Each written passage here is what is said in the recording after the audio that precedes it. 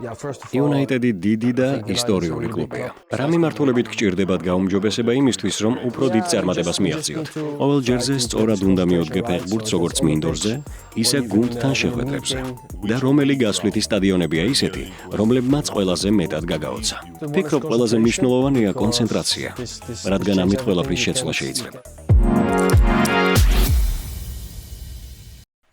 გამარჯობა. სალამი მადიას. შენთან საუბარი სასიამოვნოა. მადლობა ამ შესაძლებლობისთვის. იმედი მაქვს, რომ ახალი წელი დიდებულად გაატარე. დიახ, ნამდვილად ასეა თავად. მეც. დიდი მადლობა. მოდი კითხვებზე გადავიდეთ. ბაიერნიდან მანჩესტერ იუნაიტედში გადასვლა მნიშვნელოვან ცვლილებას წარმოადგენდა. რა ფაქტორებმა განაპირობა ამ გადაწყვეტილების მიღება და რატომ გადახვედი ბაიერნიდან მანჩესტერ იუნაიტედში? United-ი დიდი და ისტორიული კლუბია. ამ გუნდში წარსულში უამრავი ბრწყინვალე ფეხბურთელი თამაშობდა და ამ გადაწყვეტილების მიღებაში როლი პრემიერ ლიგაში თამაშის სურვილმაც ითამაშა. ბაიერნში ძალიან ბედნიერი ვიყავი. კომაგებისა და ჩემ გარშემო მყოფი ადამიანებისგან სიყვარულს ვგრძნობდი. თუმცა ვიგრძენი, რომ ახალი გამოწვევის დრო დამდგარიყო. United-ისგან შემოთავაზება მივიღე და ეს გადაწყვეტილება მარტივად მივიღე. როგორ შეაფასებდი მანჩესტერ იუნაიტედის პერფორმანსს მიმდინარე სეზონში და შენი აზრით, არსებობს თუ არა სფეროები, სადაც გუნდს გაუმჯობესება სჭირდება იმისთვის, რომ ამ სეზონში უფრო დიდ წარმატებას მიაღწიოს? რა თქმა უნდა, ამჟამად იმ პოზიციაზე არ ვიმყოფებით, რომელსაც ველოდით. ამ მომენტში უზადო და კარგი სეზონი ნამდვილად არ გვაქვს. თუმცა საბედნიეროდ ახლა იანვარია და წინ 5 თვეა დარჩენილი. იმედია, ახლანდელი მდგომარეობა შეიცვლება. შეგიძლია გამიმეორო კიდევ რა მკითხე? რა მიმართულებით გჭირდებათ გაუმჯობესება იმისთვის, რომ უფრო დიდ წარმატებას მიაღწიოთ? ჩემი აზრით, ჩვენ ყოველ მხრივ განვითარება გჭირდება. თუმცა ეს არა მხოლოდ ჩვენ, არამედ პრემიერ ლიგის ყველა კლუბს ეხება. შენ ყოველთვის წინსვლასა და გაუმჯობესებაზე უნდა იყო ფოკუსირებული. ზოგჯერ ამას იღბალიც თუ დაემატება, სასურველი შედეგიც დადგება.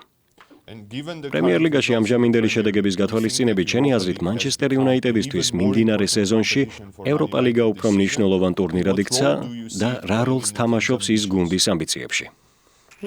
ჩემი აზრით, ჩვენთვის ევროპა ლიგა თავიდანვე მნიშვნელოვანი გახლდათ. ის ტიტულის მოგების შანსს გვაძლევს ისევე, როგორც ასოციაციის თასი, კარაბაოს თასი და რა თქმა უნდა პრემიერ ლიგა. ტიტულის მოპოვების ყველა შანსს ჩვენ სერიოზულად ვუდგებით. ამჟამად არაფერი შეცვლილა.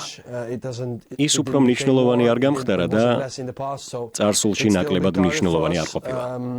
როგორც უკვე აღნიშნე, ასოციაციის თასისა და პრემიერ ლიგის მსგავსად, მანჩესტერი საფეხბურთო კულტურით ცნობილი ქალაქია.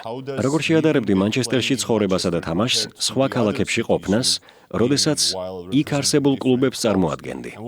რა აქცევს მანჩესტერს სხვა ქალაქებისგან გამორჩეულად? აქ ყოფნა სასიამოვნოა, რადგან აქ ყველა ადამიანი ფეხბურთით სუნთქავს. როგორც შენ აღნიშნე, ეს ქალაქი საფეხბურთო კულტურითაა ცნობილი. ყველა ადამიანი ან იუნაიტედის კომაგია, ან სიტის. რა თქმა უნდა, იუნაიტედს მეტი გულშემატკივარი ჰყავს. თუმცა ზოგადად აქ ყველა ფეხბურთის კომაგია და იგრძნობა, რომ თითოეული მათგანისთვის ეს ძალიან მნიშვნელოვანია. აქ დიდებული გარემოა. ახალ გუნდთან ადაპტირება საკმაოდ რთული პროცესია.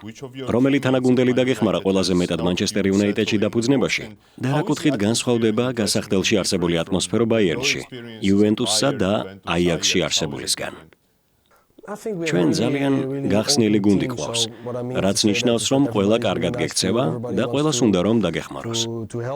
აქ დამხვდნენ კოლეგები, რომლებიც ჰოლანდიურად საუბრობდნენ და შესაბამისად, მათთან კომუნიკაცია ჩემთვის უფრო მარტივი იყო. თუმცა ზოგადად ყველანი გულღია ადამიანები არიან და ეს ფაქტორი მნიშვნელოვნად დამეხმარა. რაც შეეხება გასახდელში არსებულ ატმოსფეროს, ის ყველა კლუბში თითქმის ერთნაირია. ერთადერთ განსხვავებას, რასაც ბაიერნთან და იუვენტუსთან შედარებით გამოვყოფდი ისაა, რომ შემადგენლობა ბევრად უფრო ახალგაზრდა, სხვა მხრივ კი ყველაფერი მსგავსია.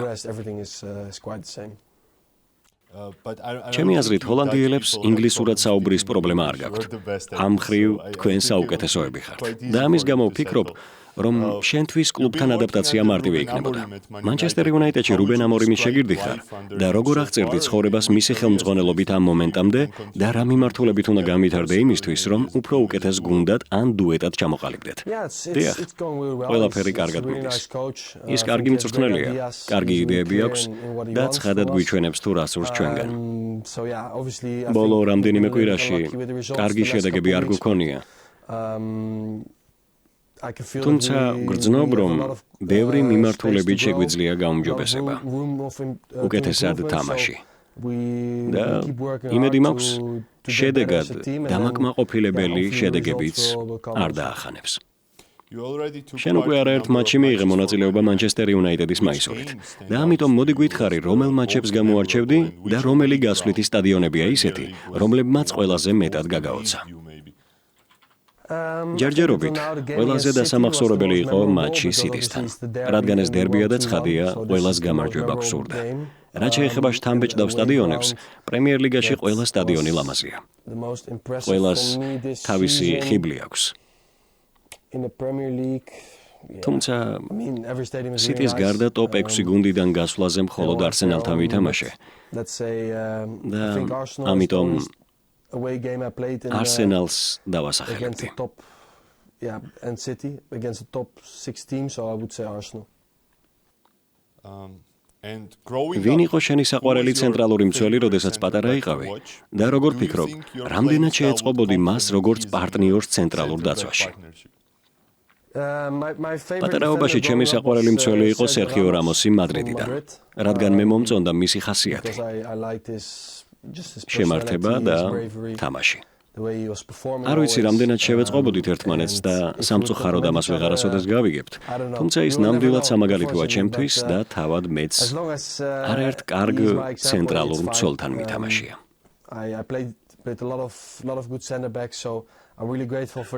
Sergio ისევ თამაშობს. შესაბამისად, შესაძლოა ერთ დღეს ერთადაც ითამაშოთ. დიახ, შესაძლოა მომავალში ასეც მოხდეს. ნახოთ. რა იყო ის საუკეთესო რჩევა, რაც შენ მწვრთნელისგან მიგიღია? და ხომ არ ფიქრობ, მაგალითად 20 წლის შემდეგ სამწვრთნელო საქმიანობაზე? რაც შეეხება საუკეთესო რჩევას?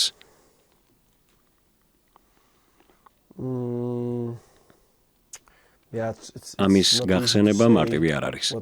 თუმცა განურჩევლად მწვრთნელისა, საუკეთესო რჩევა არის ის, რომ ყოველთვის დავრჩე იმად, ვინც ვარ. არ შევიცვალო სხვა ადამიანების სურვილების მიხედვით.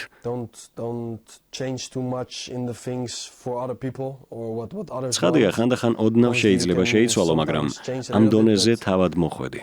და ახლა დიდად აღარ უნდა შეიცვალო. თორემ საკუთარ თავს დაკარგავ. 2025 წლის პროგნოზებზე რომ ფიქრობ. როგორია შენთვის საუკეთესო საფეხბურთო სცენარი და რა გეგმებს ისახავ, როგორც საკუთარი თავის, ისე შენი გუნდისთვის? იდეალური 2025 წელი იქნებოდა ისეთი, რა დროსაც ჩვენ გავიზრდებით როგორც გუნდი და ეს ატმოსფერო კლუბში ცხადად აღსაქმელი იქნება. ამჟამად ბევრი რამ შეიცვალა. კომაგებით ჩვენით კმაყოფილები არიან. მოსწონთ როგორ ვასპარეზობთ და 2025-შიც გუნდურად სწორედ ამ სulis გაგრძელებას ვისურვებდი. რაც შემეხება მე მიზანია რომ შევინარჩუნო ჯანმრთელობა, რაც ჯერჯერობით კარგად გამომდის. შემდეგ კი გუნდს მაქსიმალური შესაძლებლობის ფარგლებში დავეხმარო. და ჩემგან ბოლო შეკითხვა. როგორ ფიქრობ, რა არის თანამედროვე ცენტრალური მცველისთვის მთავარი მახასიათებლები და თავად როგორ ცდილობ ამ მახასიათებლებზე მუშაობას როგორც მინდორზე, ისე მის მიღმა?